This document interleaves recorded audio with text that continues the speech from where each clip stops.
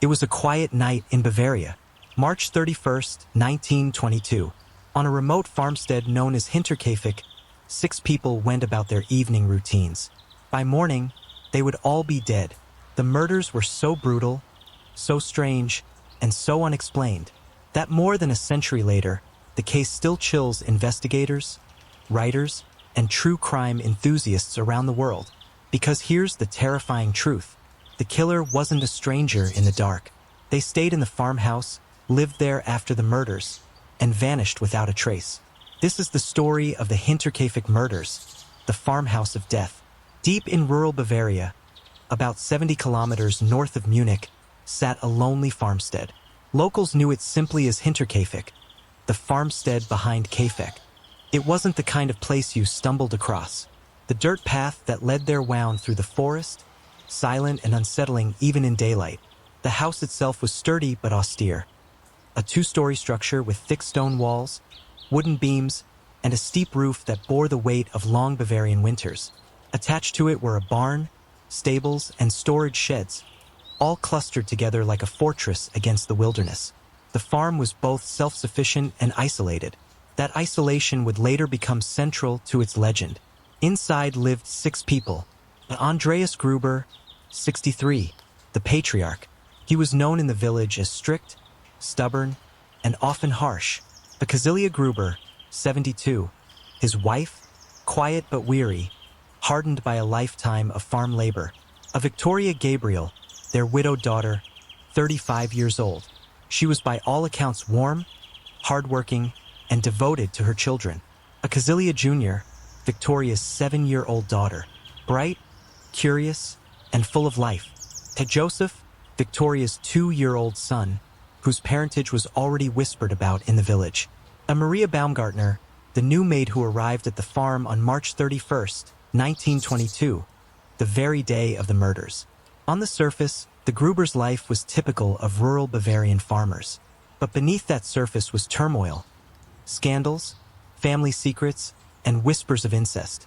It was said that Andreas Gruber had carried on an abusive relationship with his daughter Victoria, even after her husband was killed in World War I. Both Andreas and Victoria had once been convicted of incest, serving prison terms before returning to life on the farm. The paternity of young Josef was a constant source of gossip. Some villagers suspected Andreas himself. Others pointed fingers at a local man, Lorenz Schlittenbauer, who had once courted Victoria. By the spring of 1922, the Gruber family was marked by tension, suspicion, and mistrust. And yet, they carried on their lives, tending animals, baking bread, chopping wood. No one in the village could have guessed that within days, their farm would become the site of one of the most infamous and terrifying mass murders in German history. In the days leading up to the massacre, strange things began to happen at Hinterkaifeck. Things that should have raised alarms, but instead slipped into unsettling anecdotes, until it was too late. It started with footprints in the snow. In late March of 1922, Andreas Gruber noticed tracks leading from the edge of the forest directly toward the farmhouse. The snow was fresh and untouched, except for that solitary trail. But here's the chilling part. There were no footprints leading back. Someone had walked out of the woods to Hinterkaifeck and never left. Andreas searched the property but found nothing. No intruder, no explanation. He dismissed it, but unease settled in the house like frost on glass. Soon after, the family began hearing footsteps in the attic. Cäzilia, the grandmother, claimed she heard scratching and soft thuds above her at night. Andreas himself reportedly searched the attic but turned up nothing. Still, the noises persisted. Then came the keys. The family's house key suddenly disappeared. They turned the farm upside down looking for it, but it was simply gone. Weeks later, investigators would speculate. Had the intruder already stolen it to move freely through the farmhouse? Even more bizarre, Andreas discovered a strange newspaper from Munich inside the house. Neither he nor anyone else in the family subscribed to that paper. None of the neighbors recognized it either. It was as though someone had been living with them, quietly, secretly, unseen. The Grubers confided in neighbors. Victoria, the daughter, even told friends she felt unsafe. She reportedly said, Something isn't right here at Hinterkaifeck. And yet, life went on. The farm was remote, the Grubers were stubborn, and the villagers were used to odd stories about that household. So the strange footprints, the missing keys, the attic noises, all were brushed aside as bad luck or imagination. But for those who would later look back on this case, these were not coincidences. They were warnings. The kind of warnings that make you wonder, was the killer already in the house? Hiding above the family in the attic? Watching them in the days before their deaths? It was the evening of March 31st, 1922. The Gruber family had settled into what seemed like a normal night. Inside the farmhouse were Andreas Gruber, the 63-year-old patriarch, a Cäzilia, his wife, 72 years old, a Victoria, their widowed daughter, 35, a little Cäzilia, Victoria's 7-year-old daughter, to Josef, Victoria's 2-year-old son, and the maid, Maria Baumgartner, who had only just started working at Hinterkaifeck that very day. 6 souls under one roof. By dawn, they would all be dead. The killer, or killers, began with a cruel strategy. One by one, members of the family were lured from the safety of the house into the barn. Investigators believe noises, perhaps the sound of the animals, or even stage disturbances, drew them out. Andreas went first. The old farmer, suspicious and stern, likely stepped into the dim barn to check on the livestock. He never came out alive. Then, perhaps hearing his absence, his wife Cäzilia followed. She too fell victim to the unseen assailant. Next, Victoria. Then little Cäzilia, only 7 years old, who would suffer the most terrible fate of all. Each was killed in the same brutal manner, struck down with a mattock, a heavy farming tool similar to a pickaxe. But the horror didn't end there. The autopsy revealed something chilling. Little Cäzilia was not killed instantly. She had clumps of her own hair torn out in her hands, a sign of desperate pain and terror in her last moments. Imagine it, a 7-year-old child, watching her family slaughtered, left wounded in the barn, and dying slowly in the straw. Her suffering still haunts this case as one of its most heartbreaking details. After dispatching the family in the barn, the killer calmly walked into the farmhouse. Inside, in the maid's room, Maria Baumgartner had just unpacked her belongings. She had been on the farm less than a day. She was bludgeoned in her bed, killed before she even had a chance to truly begin her new job. Finally, the killer entered the nursery. There lay Josef, just 2 years old, sleeping peacefully. He too was beaten to death in his crib. 6 lives, 6 murders, all executed with chilling precision. When the slaughter was over, something even more disturbing occurred. The killer didn't flee. Evidence suggests they stayed at Hinterkaifeck for several days. Neighbors later reported seeing smoke rising from the chimney. The family's animals were fed. Meals were prepared in the kitchen, all while 6 bodies lay cold and hidden. 4 stacked in the barn, 2 left inside the house. The murderer, whoever they were, lived among the dead. For several days after the murders, Hinterkaifeck seemed unusually quiet. Normally, the family was active in the community. They bought supplies, sent little Cäzilia to school, and interacted with neighbors. But in early April 1922, their absence grew too obvious to ignore. On Saturday, April 1st, little Cäzilia didn't show up at school. Her classmates noticed, and her teacher thought it was strange. On Sunday, April 2nd, the entire Gruber family missed church services. Victoria, in particular, sang in the church choir and rarely missed Mass. Alarm bells started ringing in the minds of their neighbors. By Monday, April 3rd, the postman grew suspicious. He had delivered mail, but no one collected it. Even more unsettling, the house seemed occupied. Smoke still curled from the chimney. Finally, neighbors decided enough was enough. On April 4th, 1922, a search party made up of concerned villagers went to Hinterkaifeck. At first, the farmhouse appeared eerily normal. The animals were alive, the dog was barking, and smoke had recently risen from the chimney.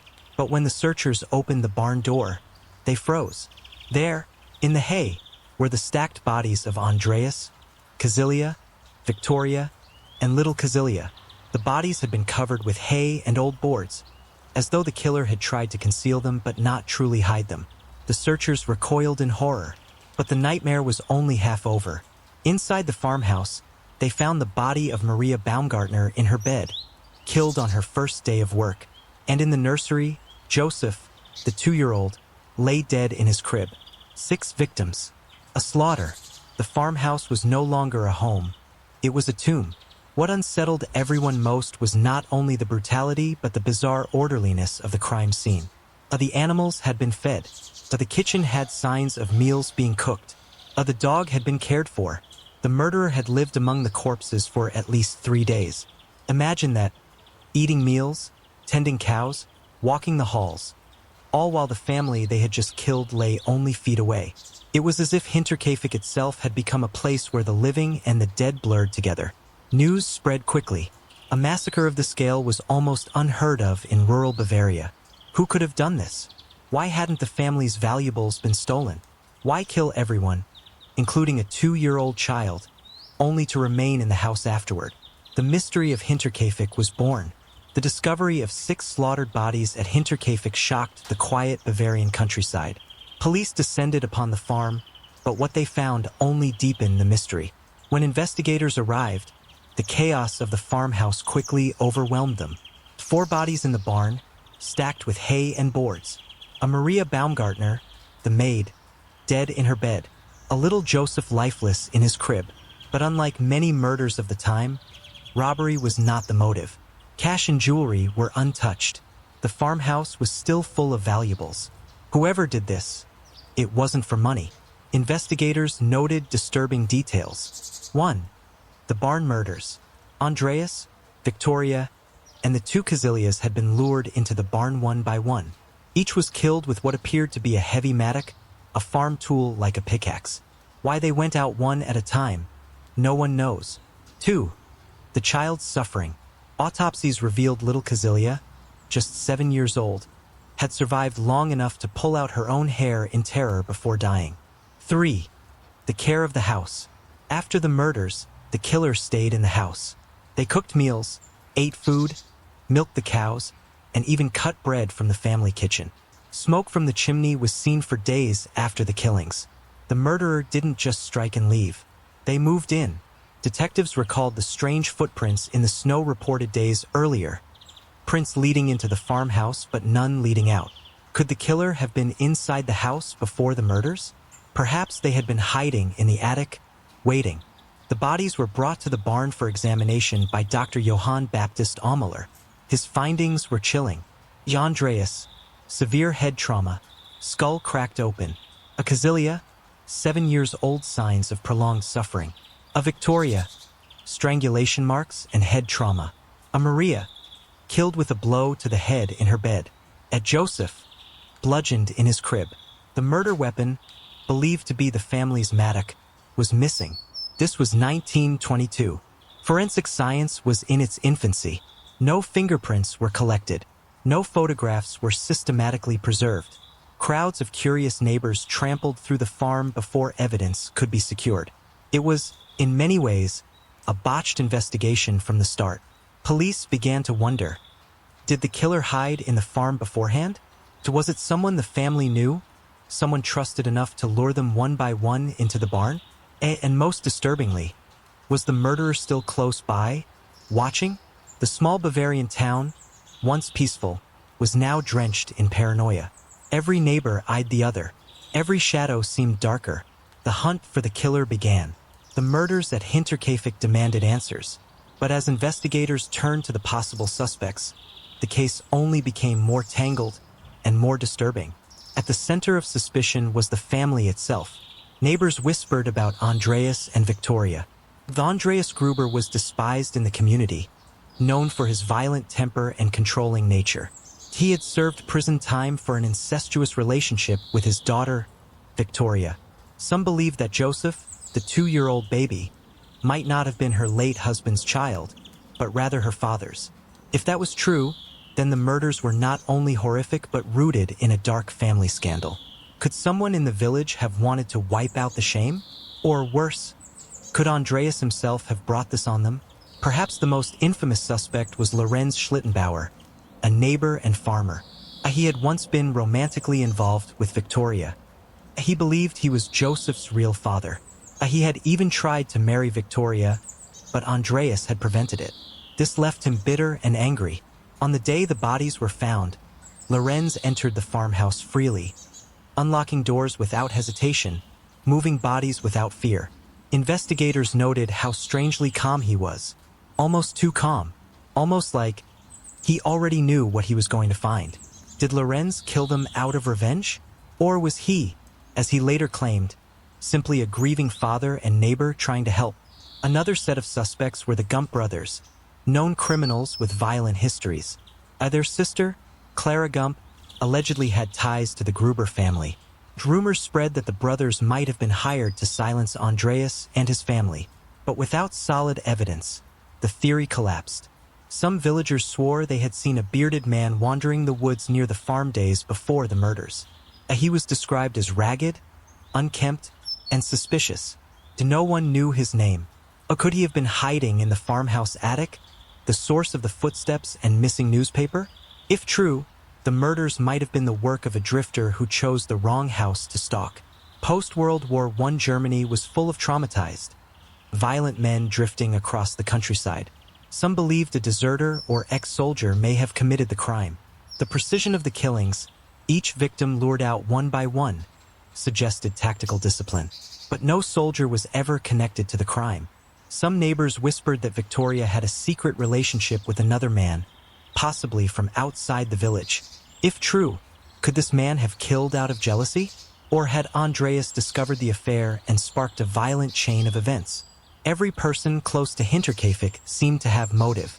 A revenge, a shame, a lust, a hatred. But no confession came, no weapon was found, and the killer, whoever they were, seemed to melt back into the Bavarian woods, leaving only blood, whispers, and fear. The crime scene at Hinterkaifeck was like nothing investigators had seen before, not just because of the brutality, but because of the bizarre details left behind. One of the most chilling discoveries was that the murderer, or murderers, stayed in the house for days after the killings. The family's cows had been milked. The chickens had been fed. The family dog was still alive. Neighbors also reported seeing smoke rising from the farmhouse chimney in the days after the murders, long after the Grubers were dead. This suggested the killer was comfortable enough to live among the corpses, eat their food, and care for their animals. Investigators found a newspaper in the house that none of the Grubers subscribed to. Where did it come from? Some said it belonged to the killer, who had been hiding in the house before the murders. If true, this means the Grubers may have been watched for days before being slaughtered. Remember the mysterious footsteps leading from the woods to the farmhouse? Investigators searched again. They found no footprints leading away. It was as if the killer walked in, but never left. Had they hidden in the attic? Or tunneled into the barn? The thought chilled even the most hardened police officers. In the barn, 4 of the victims, Andreas, Cäzilia, wife, Victoria, and little Cäzilia, the daughter, were found stacked on top of each other, covered with hay and boards, as if the killer took time to arrange them. But why? To hide them? To ritualize the murder? Or to torment whoever found them? The most heartbreaking clue was the evidence found on 7-year-old Cäzilia. She had tufts of her own hair ripped out. Doctors believed she may have lived hours after the attack. Trapped under the bodies of her family, she may have struggled and suffered before finally dying. It showed the killer had no mercy, even for a child. When the neighbors discovered the bodies, they found the front door locked. But Lorenz Schlittenbauer, the neighbor, had no trouble unlocking it. How did he have a key? Was it coincidence? Or proof of his involvement? Despite the brutality of the murders, there was no clear robbery. A cash was left untouched. Valuables were untouched. This was not about theft. It was about rage, obsession, or revenge. Perhaps the strangest clue was what wasn't there. No one heard screams. No one heard fighting. Only the family dog barked. How did 6 people die, one after another, without neighbors hearing the chaos? The picture was terrifying. The murderer who may have hidden in the farmhouse for days. The murderer who killed each victim methodically. The murderer who stayed afterward, tending the farm like it was their own. This wasn't just murder. It was something darker, something ritualistic, something personal. For over a century, police, private detectives, journalists, and even amateur sleuths have tried to solve the Hinterkaifeck murders. Every time the case seemed close to breaking open, it slipped away, leaving more questions than answers. When neighbors discovered the bodies on April 4th, 1922, they immediately contacted the local authorities. The Munich police soon arrived, but the investigation was doomed from the start. Curious neighbors, friends, and townspeople had already trampled through the crime scene. They handled evidence, moved bodies, and spread contamination everywhere. The investigators never secured the house, meaning crucial clues were lost forever. One local recalled years later, it was as if half the village had walked through that barn. Everyone wanted to see. Everyone touched something. The most critical evidence had been destroyed in those first chaotic hours. Initially, police assumed robbery was the motive. 6 bodies. A farmhouse in the middle of nowhere. It had to be thieves. But the evidence didn't add up. A cache was still inside the home. Jewelry and valuables were untouched. No items of value seemed missing. The robbery theory was discarded almost as quickly as it was proposed. Investigators then turned to the Gruber family's dark past. Andreas Gruber was known as cruel and abusive. He had served time in prison for an incestuous relationship with his daughter Victoria. Victoria's 2 children were possibly fathered by him, though some insisted one child was from her affair with Lorenz Schlittenbauer, the neighbor. The tangled web of abuse, resentment, and possible revenge made everyone around the family a suspect. No one faced more suspicion than neighbor Lorenz Schlittenbauer. He was the one who led neighbors to discover the bodies. He had a key to the farmhouse. He seemed strangely calm at the scene. Some said he showed little emotion, even when looking at the corpses. Years later, whispers followed him through town. Some accused him outright. Others said his behavior could be explained by shock, not guilt. But one fact remains. No evidence ever tied him directly to the murders. Over time, investigators questioned over 100 suspects. Vagrants traveling the countryside, former farmhands with grudges, jealous lovers of Victoria, even soldiers returning from World War I who may have stumbled upon the farm. But every time, the trail went cold. No motive fit, no evidence connected. A year later, the case was reopened. Police exhumed the bodies of the Gruber family. Disturbingly, their heads were removed and sent to Munich for forensic study. The goal? To test whether the wounds could reveal the murder weapon or new forensic clues. The result? Nothing. The heads were later lost during World War II bombings. To this day, the remains of the Grubers rest headless. Every decade, someone reopened Hinterkaifeck. In the 1950s, investigators reviewed witness testimony. Nothing new emerged. In the 1960s, modern profiling suggested the killer was someone close to the family, but there was no evidence to prove it. In the 1980s, interest in the case resurfaced with true crime writers. Once again, the same suspects, Andreas' enemies, Lorenz, former workers, were recycled. Each investigation ended the same way. No closure. In 2007, German investigators tested the evidence again with modern DNA techniques. They examined clothing, tools, and other preserved items. But the samples were too contaminated, too degraded after nearly a century. No usable DNA could be extracted. The last hope of a forensic breakthrough collapsed. By the 2000s, German police officially acknowledged what many had long suspected. The Hinterkaifeck murders will never be solved. The farmhouse itself was demolished in 1923, leaving only a shrine at the site. The evidence was gone, the suspects were dead, and the trail was frozen in time. Yet the horror of Hinterkaifeck has never left Germany. It lingers like a ghost story, a crime without an ending. The failed investigations left only questions with no answers. Who killed the Grubers? Why did they stay in the farmhouse afterward? How could a murderer vanish without a trace in the snow? Every theory contradicts another. Every clue points in a different direction. And that is why, over a century later, Hinterkaifeck remains one of the most disturbing unsolved massacres in history. If 6 people were slaughtered in cold blood on a remote farm, someone had to have a reason. Over the decades, suspicion has circled around a few key suspects.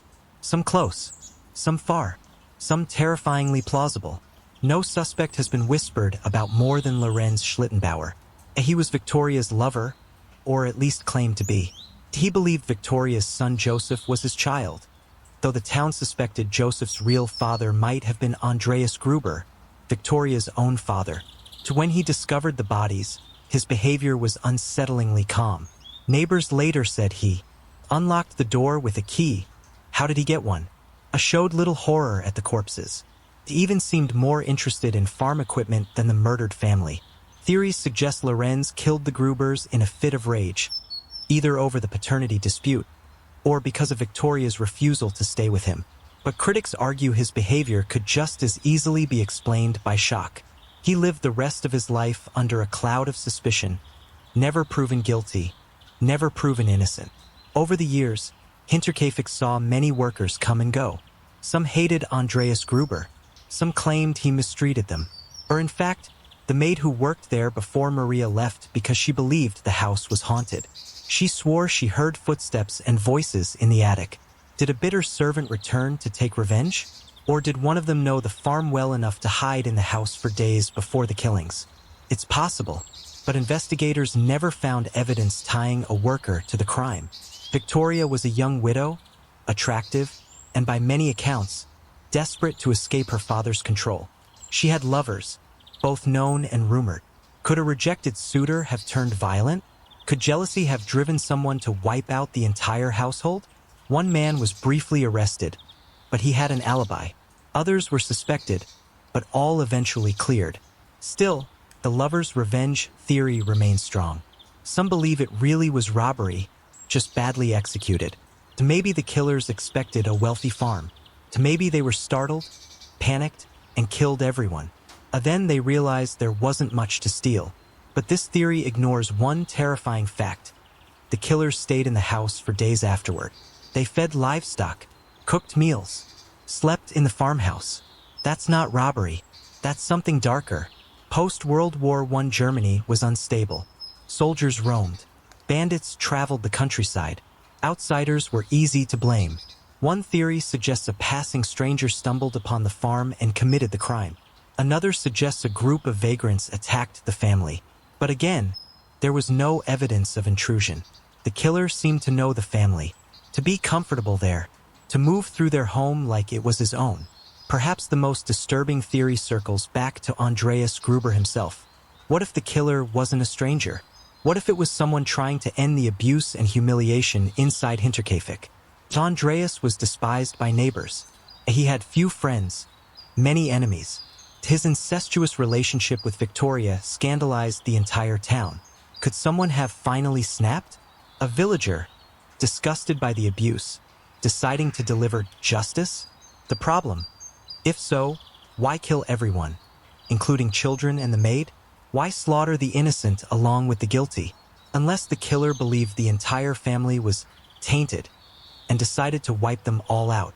In the weeks before the murders, several villagers reported seeing a stranger lurking around the farm.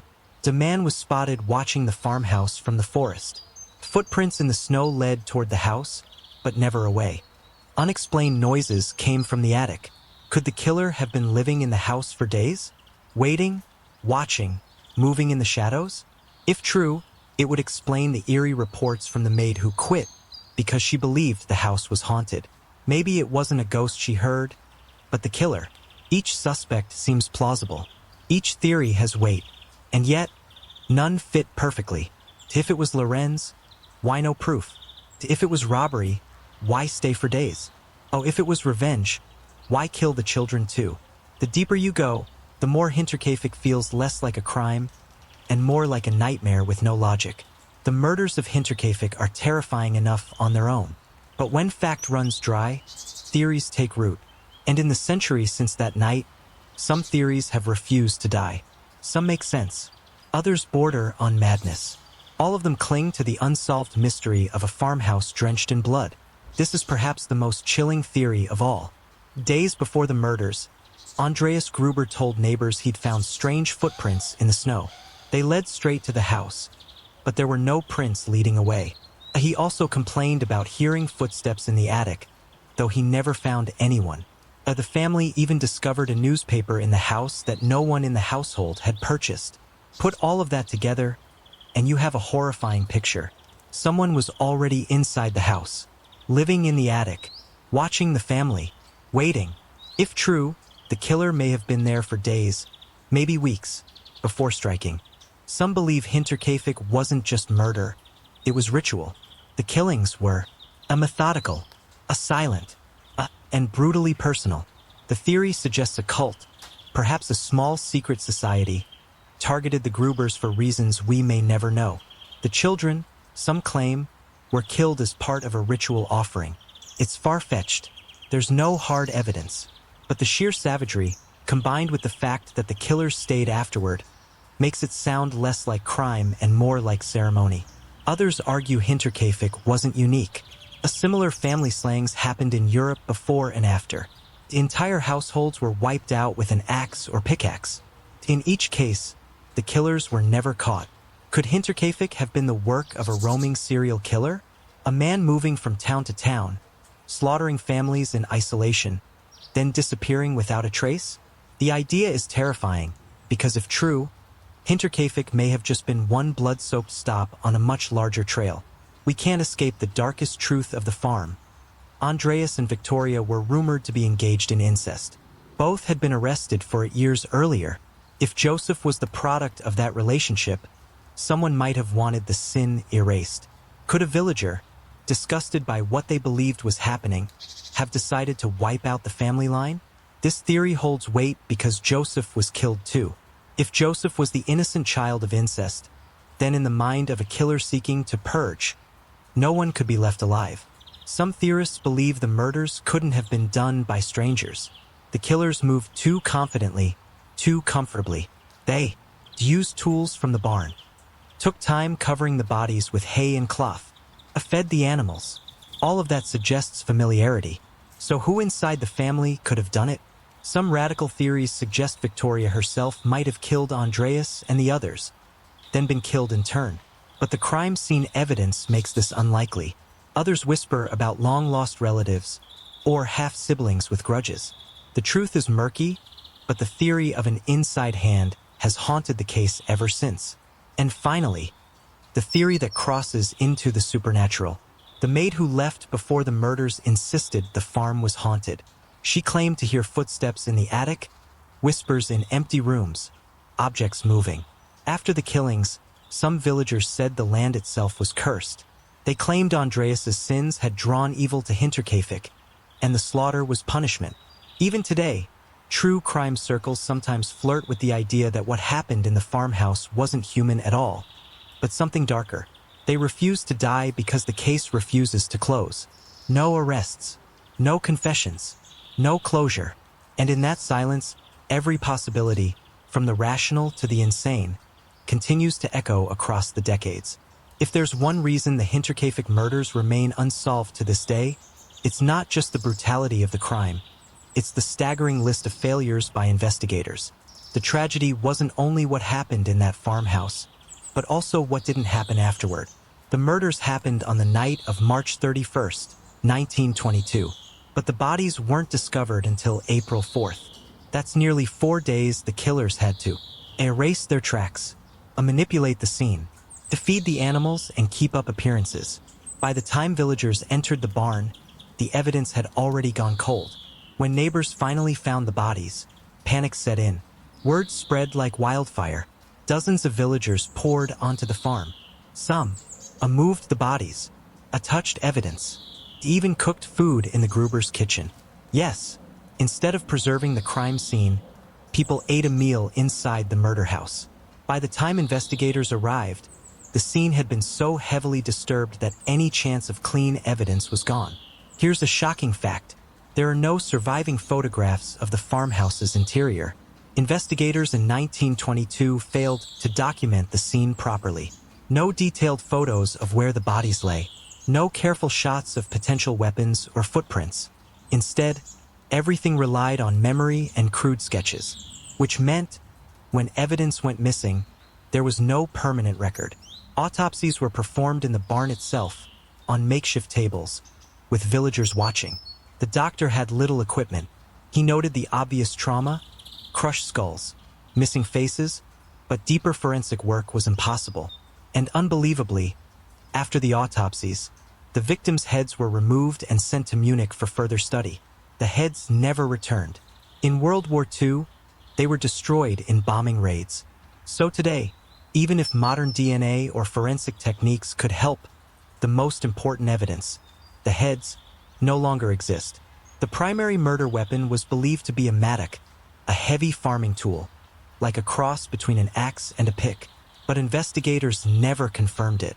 Years later, a bloody mattock was found hidden in the farmhouse.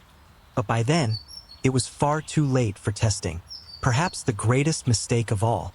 Police never properly isolated or interrogated suspects. A Lorenz Schlittenbauer was questioned, yes, but inconsistently.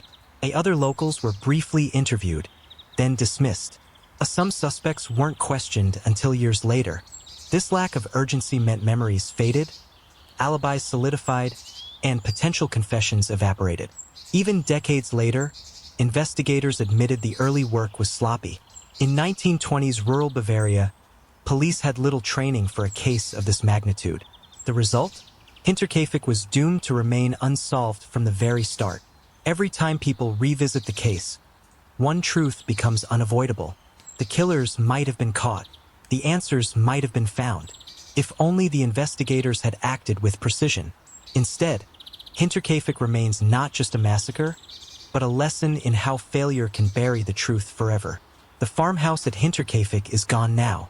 Demolished in 1923, the ruins swallowed by the Bavarian fields. But what lingered long after the bricks and timbers were hauled away were the voices of those who claimed to know, to see, or to hear something. These last witnesses carried fragments of a mystery that refused to die. When the bodies were first discovered, suspicion immediately turned inward, toward the people closest to the Grubers. And neighbors swore they'd seen strangers lurking near the farm in the weeks before the murders. Some claimed to have heard unfamiliar footsteps at night when passing along the path. Others whispered that the Gruber family had been cursed, punished for their dark secrets. But for every voice insisting outsiders were to blame, another pointed to the people right in front of them. No one's testimony carried more weight or controversy than Lorenz Schlittenbauer. He was the neighbor who led villagers to the farm the day the bodies were found. He was the man who entered the barn, touched the corpses, and even released the livestock from their stalls. When asked why he disturbed the scene, Schlittenbauer's answer was chilling. Because I knew they were dead, and the animals were suffering. What else was there to do? But villagers noticed something strange. Lorenz seemed too calm. One witness claimed he showed no grief, no shock, not even fear. Another swore that Lorenz muttered under his breath, "Now they are all dead." That phrase hung in the air like a curse. Victoria Gabriel, the widowed daughter, was said to have been a quiet, devout woman. But behind closed doors, her life was tangled. Some neighbors testified that Victoria confided in them, that her father abused her, that her life was unbearable, that she prayed for escape. Others swore they saw Lorenz and Victoria together in the fields, suggesting intimacy that went deeper than friendship. If those whispers were true, then the entire motive for the massacre could have been rooted in love, betrayal, and rejection. Several villagers testified that days before the murders, they saw strangers near Hinterkaifeck. A tall man with a long beard, carrying a stick, two vagrants walking along the forest path, a shadowy figure slipping into the barn at dusk. But when investigators followed up, none of these men were ever found. Were they real? Or just the fearful inventions of people desperate to explain the unexplainable? Josef, the 2-year-old boy, died in his crib. Victoria, his mother, perished in the barn. But family members outside the farmhouse were left to grapple with the legacy. Andreas Gruber's surviving relatives, bitter, distant cousins, gave cold testimony. They spoke of Andreas as cruel, controlling, and hated. One distant relative put it bluntly, many wanted him dead, but who had the courage? What made the witnesses most unnerving was not what they said, but what they didn't say. Even years later, many locals refused to speak of Hinterkaifeck. Families passed down warnings. Do not go near those fields. Do not speak of that night. It wasn't just fear of the killer. It was fear that the killer had been one of their own. Every testimony added a layer of possibility, but also contradiction. Was it Lorenz, the spurned lover? Or a vagrant passing through the countryside? Or something darker, tied to the Gruber family itself? The last witnesses died never knowing the answer. And with each passing generation, the truth grew murkier.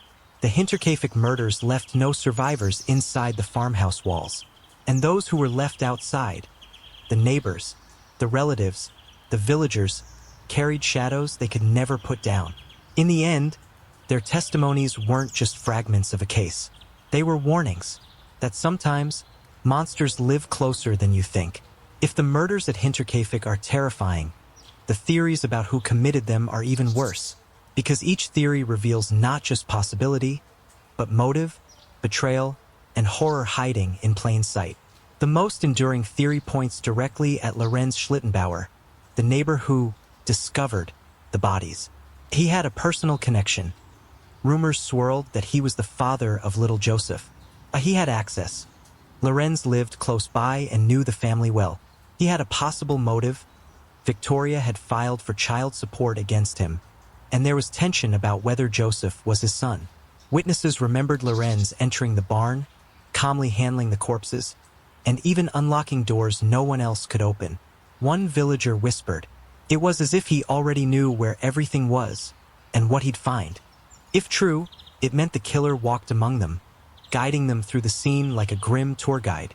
But others argued, why would Lorenz draw attention to himself by leading people there at all?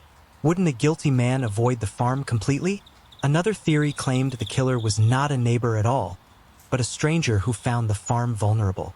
Remember the footprints in the snow, leading from the forest to the farmhouse, but never back out? Some investigators suggested the killer had simply wandered in from the woods, found the Grubers, and decided to stay. But the strangeness of this theory is how deliberate the murders were. This was not the work of a desperate thief. No valuables were stolen, and no food was taken. Instead, the killer fed the animals and stayed for days. That's not random. That's personal. This theory is perhaps the darkest. It's no secret the Gruber household was plagued by scandal. Andreas Gruber was arrested years earlier for incestuous abuse of Victoria, his own daughter. Though the charges were reduced, the stain never left. Some believed the entire family carried that shame. Theories emerged that someone, enraged by these revelations, took revenge on the family, killing them in an act of twisted justice. If true, then the farmhouse wasn't just the site of murder. It was the site of punishment. Decades later, investigators circled back to a different possibility. Two brothers from the nearby town of Saddleburg. They were known troublemakers, prone to violence, and had once boasted about robbing farms in the area. When questioned, their alibis fell apart. But without physical evidence, suspicion turned into smoke, and the brothers vanished into history, their guilt neither proven nor disproven. Another line of inquiry came after World War I. Some believed the killer was a returning soldier, traumatized by battle, who had ties to the Gruber family. The war had left men scarred, wandering, violent. Could one of them have taken out his demons on Hinterkaifeck? One story even suggested a soldier had once been rejected by Victoria and returned years later to exact revenge. What if the murders were too brutal, too deliberate for one man alone? Theories rose that there were two killers, maybe more, who planned it together. After all, how else could 6 people be lured and slaughtered without a single scream alerting the neighbors? The barn was large. The family would not have walked one by one without suspicion, unless more than one figure stood waiting in the shadows. Every theory circles back to the same chilling question. Why did no one hear? The farm was close to the village. The barn echoed. The dogs barked. Yet not a single neighbor reported screams, cries, or chaos that night. It was as if the murders unfolded in ritual silence, each victim pulled into the dark one at a time. Every theory has its weight, its believers, but none have been proven. If it was Lorenz, he lived and died a free man. If it was strangers, they vanished without trace. If it was revenge, the motive dissolved into whispers. And so, Hinterkaifeck remains suspended, not in answers, but in speculation. The murders at Hinterkaifeck were not just horrifying, they were also bungled from the very beginning.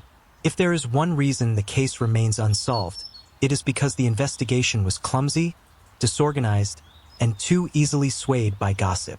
When police finally arrived on the farm, they were met not with silence but with chaos. Neighbors had already been in and out of the farmhouse. Some had handled objects. Others had moved the bodies. One man even admitted he had milked the cows while waiting for officers to arrive. By the time investigators stepped onto the farm, the crime scene was contaminated beyond repair. Some evidence was so obvious, it should have changed the course of the case. The strange footprints in the snow leading into the farm, never out. The hair on little Cäzilia's hands, where she had ripped out her own hair in terror, to the broken lock on the tool shed. Yet these details were either ignored or poorly recorded. Instead of carefully examining the bodies where they lay, investigators ordered that the corpses be moved immediately to a local barn. There, the autopsies were conducted in crude fashion, by a doctor untrained in forensic science. Even worse, the doctor was ordered to decapitate the bodies and send the heads to Munich for further study. The heads never made it back. They were lost during World War II, stolen or destroyed, leaving one of the most critical pieces of evidence gone forever. Imagine that. 6 heads vanished into history. Hundreds of people were questioned. Neighbors, travelers, criminals. But the police had no clear strategy. Their questioning relied more on rumors and bias than on evidence. A Lorenz Schlittenbauer was interrogated but released, despite inconsistencies in his story. The brothers from Saddleburg were investigated, but with no proof, they were freed. Dozens of vagrants and soldiers were pulled in, only to be discarded again. The investigation was like chasing shadows. Every suspect dissolved as quickly as they appeared. Crucially, days and weeks were wasted. The longer it took, the colder the trail grew. A snow melted, erasing the footprints. Items were stolen from the farmhouse by curious villagers. The memory of what people saw or heard grew hazy. And through it all, the killer or killers walked free. Even the police files themselves were mishandled. Documents disappeared, notes were destroyed, and evidence went missing. By the time modern investigators revisited the case decades later, half of the records were gone. It was as though the case had been cursed from the very start, doomed never to find closure. Each new investigator returned to the same theories, the same suspects, the same dead ends, and each one walked away, leaving behind more frustration than progress. The farmhouse was torn down in 1923, just a year after the murders. The land was replanted, the buildings destroyed, but the shadow of what happened there never left. Despite hundreds of suspects, dozens of theories, and decades of speculation, not a single person was ever arrested for the murders at Hinterkaifeck. The police failed, the files failed, and justice never came. The farmhouse at Hinterkaifeck was not just a crime scene. After the murders, it became something darker, a place people whispered about, avoided, and feared. It wasn't only the brutality of the killings. It was the feeling that something stayed behind. 4 years after the murders, villagers from Grobern refused to go near the abandoned farm. Even those who had once worked there swore they felt watched when they passed. Farmhands said tools would go missing, only to reappear in strange places. Others said they heard footsteps on the wooden floors, long after the farm was empty. One farmer's wife swore she saw a light burning in the attic, even though the farmhouse had been sealed off. Perhaps the most chilling stories came from children. They would dare each other to walk up to the property line. Some claimed to hear whispers, not words, just breathing. Others said they saw shadows moving inside the barn. For the people of Grobern, Hinterkaifeck wasn't just a crime scene. It was a cursed place. Bavaria in the 1920s was still steeped in old traditions. Some villagers whispered that the murders were the work of the devil himself. Others believed the family had been cursed, perhaps because of old grudges or sins no one dared to name. The fact that the killer used the family's own acts only deepened the sense of dread. It wasn't just murder, it was ritual. By 1923, the farmhouse was torn down. The land was too tainted to live on. Villagers gathered to watch the walls fall, and some took pieces of wood and stone as keepsakes. But those who kept souvenirs often reported strange misfortunes. Broken tools, sudden illness, even death. And so, many threw the fragments away, as though trying to rid themselves of the farm's shadow. Stories circulated that young Cäzilia's cries could still be heard at night, that her spirit had never left the barn where she was found. One man swore he heard a girl's voice whisper his name as he walked home from the tavern. Another claimed he saw a pale figure in the fields, hair wild, eyes wide with fear. To this day, those who study the case admit something chilling. Even the most rational witnesses described feelings they couldn't explain. Over the decades, Hinterkaifeck became more than a crime scene. It became a legend, a place people visited not to solve the murders, but to feel the fear. A place where history blurred with ghost story. And in that way, Hinterkaifeck lives on, not only in cold case files, but in the imagination of everyone who hears the name. The brutal murder of 6 people at Hinterkaifeck is one of the most chilling mysteries in European history. But what makes it worse is this: no one was ever charged. The police investigated dozens of suspects, but each theory seemed to collapse under its own weight. Even today, 100 years later, researchers and amateur sleuths still argue who really killed the Gruber family and their maid. The first and most famous suspect was Lorenz Schlittenbauer, the farmer from the neighboring property. He had once been romantically involved with Victoria Gabriel, Andreas Gruber's daughter. Some believe he was even the father of her youngest child, Josef. If true, that gave him motive, jealousy, shame, and resentment. But it gets worse. When Lorenz discovered the bodies with the search party, his behavior was strange. He unlocked the house as if he had keys. He walked through the rooms calmly, even eating food in the kitchen, while 6 corpses lay just a few feet away. Many in the village thought this wasn't just odd. It was a sign of guilt, but police could never prove it. He denied involvement, and no evidence tied him directly to the murders. Some investigators believed the killer was not a stranger, but one of their own. Rumors swirled that Andreas Gruber had an abusive and incestuous relationship with Victoria. If true, could Victoria or even Andreas himself have been part of the tragedy?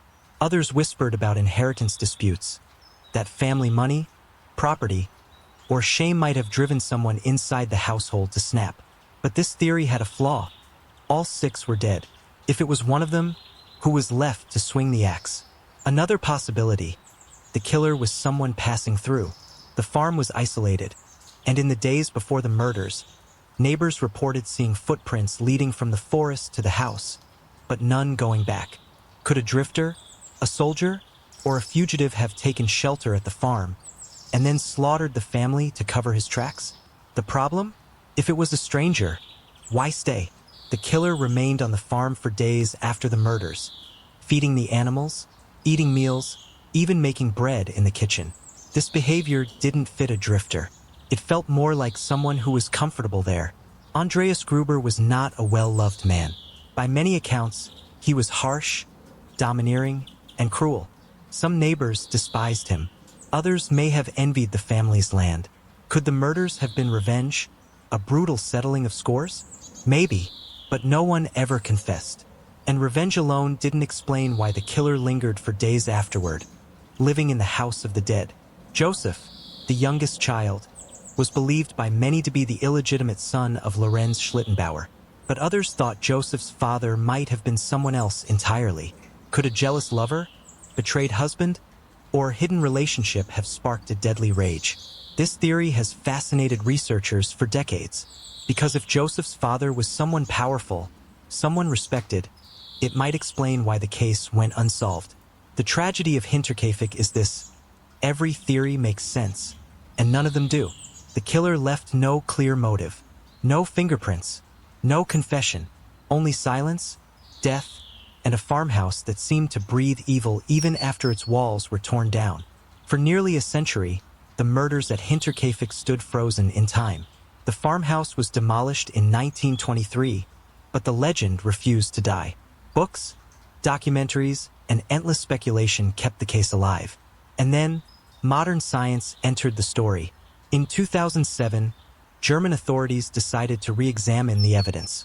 The police had preserved some items from the crime scene: clothing, tools, and household objects stained with blood. With advancements in DNA testing, investigators hoped they could finally unmask the killer. Forensic teams combed through what little evidence remained. The results? Disappointing. The samples were too degraded, too contaminated after decades of poor storage. No usable genetic fingerprint emerged, but one detail did stand out. On one of the murder weapons, a mattock, there were fingerprints, but they could not be matched to anyone. It was a ghost signature. If the DNA wouldn't cooperate, maybe psychology could. Criminal profilers looked at the case again. Their findings were chilling. The killer was almost certainly male, strong enough to swing the weapon repeatedly. He showed signs of being organized and deliberate. The fact that he stayed in the house after the murders suggested calmness, not panic. Feeding the animals and eating meals in the kitchen hinted at familiarity, maybe even emotional attachment to the place. In short, the killer wasn't just passing through. He knew the farm. He may have known the family. When asked directly, many modern investigators point back to the same name, Lorenz Schlittenbauer. His motive? The scandal around Josef, the rumored child he may have fathered. His opportunity? As a neighbor, he had constant access to the farm. His strange behavior during the discovery? A red flag investigators couldn't ignore. But again, there was no proof, no confession, no DNA. Even with 21st century tools, the case refuses to be solved. Some believe the killer took his secret to the grave. Others think the truth lies buried in forgotten police records or lost evidence. And still, each year, new theories surface. Podcasts, documentaries, and books keeping the flames of suspicion alive. Because the question remains, how could 6 people be slaughtered in their home, the killer living among their corpses, and no one ever brought to justice? Before the farmhouse was demolished in 1923, neighbors swore the property was cursed. Farmhands refused to work there. Visitors reported hearing strange sounds in the barn at night, footsteps, dragging noises, the echo of an axe against wood. Some claimed they saw shadowy figures moving between the stables and the main house. One man even swore he heard the muffled cries of a woman. When no one lived there anymore, superstition took root. People began calling Hinterkaifeck a house of death. Locals whispered about the murder weapon itself, the mattock. They said the blood on it could never be washed away. Even after police cleaned it, rumors spread that stains reappeared every spring, as if the earth itself wanted to remind people of the crime. Children were warned not to go near the ruins. They were told the spirits of the Gruber family wandered there, restless, looking for justice. After the murders, no one wanted to live in Hinterkaifeck, but the farm still had value. A few desperate families tried moving in. Each one left within weeks. Why? Because, they claimed, they could not sleep. One tenant said he woke up every night at 2 a.m., the suspected hour of the murders, to the sound of footsteps pacing outside his door. Another insisted he saw an old man's shadow by the barn, swinging something in his hand. No one stayed long. By 1923, the townspeople had had enough. The farmhouse was torn down. Its timbers, bricks, and beams were sold off or reused elsewhere. At the site, a memorial was built, a simple cross with the names of the 6 victims. But demolition did not erase the story. If anything, it gave it new life. The case became part of Bavarian folklore. Children told ghost stories about the Gruber farm. Elders warned that the land itself was poisoned by blood. And with every retelling, the mystery grew. Why did Hinterkaifeck become so famous? Because it touched something deeper than fear. It wasn't just about murder. It was about betrayal, isolation, and secrets no one dared speak aloud. And in every village, every family had their own secrets. Maybe that's why the story struck so hard, because it felt like it could happen anywhere. At first glance, the monster of Hinterkaifeck seems obvious. The killer who swung the mattock, who destroyed an entire family in one night. But as the years passed, people began asking, was the true monster the murderer, or the life inside the farmhouse itself? Imagine living miles from your nearest neighbor, your world reduced to dark fields, creaking woods, and the walls of a farmhouse that seem to press in on you. Isolation changes people. It can twist thoughts, stretch silence into paranoia, and make even the smallest quarrel feel unbearable. The Gruber family was trapped in that world. They rarely left. They rarely welcomed anyone in. Did that isolation feed the violence? The Gruber household had secrets that many whispered about. The rumored incestuous relationship between Andreas and Victoria, a Victoria's mysterious child, Josef, whose father was never confirmed. Money disputes, jealousy, and resentment bubbling beneath the surface. Secrecy breeds shadows, and in those shadows, monsters grow. Maybe the killer was not an outsider at all. Maybe the monster was a secret someone could no longer keep buried. Some investigators believe the crime was the work of a drifter, a faceless stranger who stumbled upon a remote farm and found victims waiting. If that's true, then the monster was randomness itself. The horrifying truth that sometimes death comes not from grudges or family feuds, but from the wrong place, the wrong time. That idea chilled villagers even more, because you can't defend yourself against chance. The Gruber farm had money, livestock, and land, all valuable in post-war Germany. What if the killer didn't care about secrets or opportunity? What if the motive was greed? Police noted that money was missing after the murders. But strangely, not all of it. Some valuables were left behind, almost as if the killer wanted to confuse investigators. Was greed the monster, or was it only a mask hiding something darker?